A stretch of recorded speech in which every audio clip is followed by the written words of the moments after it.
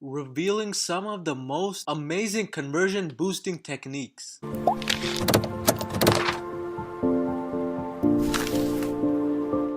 What is up everyone, Sri Kanase here and welcome to another Shopify video. I would like to apologize for the lack of activity this week. I was unable to make any videos for you guys just because I have been so busy with my personal life and college as well. For those of you that don't know, I still have to go to college even though I do Shopify and dropshipping mainly because of my parents. But that's another story that I'll save for another time, because in this video I want to reveal some of the fastest conversion boosting techniques, and there are 4 of them to be specific. But I have my Google Doc opened up here for you guys, and as you can see from this photo, you may be thinking why I have this photo up, but it is to prove to you guys that the conversion techniques that I'm about to reveal in this video are really beneficial, because just this past month up to today, for one of my newer Shopify stores, I've had a conversion rate of almost 5%. And I don't know about you guys, but 5% is a really awesome conversion rate. The industry average conversion rate for e-commerce is around 2%. So my Shopify store currently has a conversion rate that is 3% above, which is a good thing to have when you're doing e-commerce, because I have already explained this in my previous videos. But once again, a 5% conversion rate simply means that out of 100 visitors to my website, so 100 visitors, 5 of them purchase something. So 5 purchase. Usually out of 100 visitors, most Shopify stores have around 1 to 2 purchases only, but because of a lot of conversion techniques which I always implement in my Shopify stores, my conversion rates are always super high. I have already made a video on how to increase your conversion rate. The link should have popped up in the top right, but definitely do also check that out. It's a really awesome video, and the strategy mentioned in that video does still work and is also something that I apply to this store. But in this video, we're going to be focusing on some new strategies as well. But before continuing, if you're new to this channel, make sure to smash that subscribe button down below. It literally takes 2 seconds, but you get to stay up to date with this quality content I'm putting out basically every week. And let's jump right into it. So as I already mentioned, I'm going to be going over 4 conversion boosting techniques. And the first boosting technique that I would like to go over is the add to cart button. So let's write that down. Add to cart button. Now with the add to cart button, there is something that I have been personally testing out, and it has worked really well for this specific store, as you can see from the conversion rate. But the easiest conversion boosting technique that you can do today is making your add to cart button slightly bigger. So increase the size of the add to cart button. Normally, the Shopify themes have add to cart buttons that are medium sized, not too big, not too small. But what I did for this store is I went ahead and increased that slightly, and the conversion rate went from 3% to about 5%. So I would definitely recommend that you guys do try making the add to cart button slightly bigger on your Shopify store. It is super easy to have that done. Just go ahead and speak with Shopify support, chat with them, and they'll have it done for you easily. But if you have coding knowledge, you can do that yourself. But that is number 1 on my list, which is increasing the size of the add to cart button. What I have found out from this technique is that there is some psychological effect that immediately clicks inside the customer's mind when they see a ATC button that is slightly bigger than normal. Because things that are kind of unique, such as a bigger add to cart button, catch our eyes, and it makes us focus all of our attention on that specific aspect that is completely different and not normal. Normally, any Shopify store has medium sized add to cart buttons, but when you slightly increase that, you divert your customers' attention from all the other stuff that is on your website to the add to cart button, and if they become much more likely to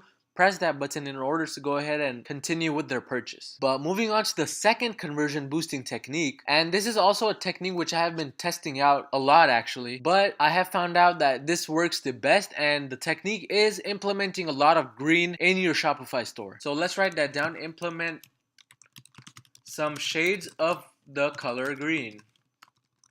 Again, this relates to the psychological aspect, mainly because we like to associate the color green with good things and positivity. So when you add the color green to your Shopify store, it sort of makes the customer want to trust you even more. And in this process, they become much more inclined to go ahead and purchase something from your store just because you seem trustworthy to them. And again, I have personally tested out a lot of different colors and color combinations on my Shopify stores, and I have personally found out that green works really well. and increasing the conversion rate. You don't have to make big changes to your Shopify theme in order to implement the color green. It could be simple changes such as making the add to cart button green, or making the item prices the color green, or even adding a small title of your item in the item description in the color green. But again, we want to really play with the psychological effects and give our customers a reason to trust us and purchase from us. Third conversion boosting technique I have for you guys is including a GIF inside your descriptions. So let's write that down. Include a GIF inside your product descriptions.